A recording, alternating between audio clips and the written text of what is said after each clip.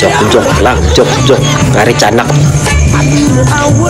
Isang gabi, isang magsasaka ng mais ang nag-inspeksyon sa kanyang taniman, matapos niyang mapansin na marami sa kanyang mga mais ang misteryosong nawawala tuwing gabi.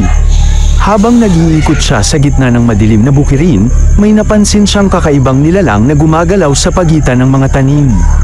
At doon, tila nanlamig ang kanyang dugo sa kanyang nakita, isang hindi maipaliwanag na nilalang ang gumagala sa kanyang sariling bukid. Guys, tuh lihat guys, Tiyanak. makannya banyak banget guys.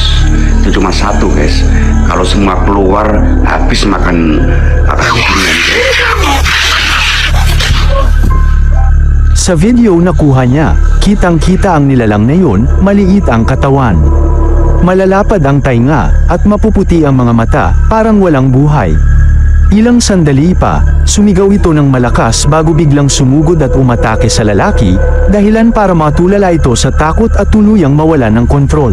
Tiyanak. Ang dating tahimik na bukirin, ay naging saksi sa isang kababalaghang hindi niya kayang maipaliwanag. Kalau semua keluar, habis makan ginian.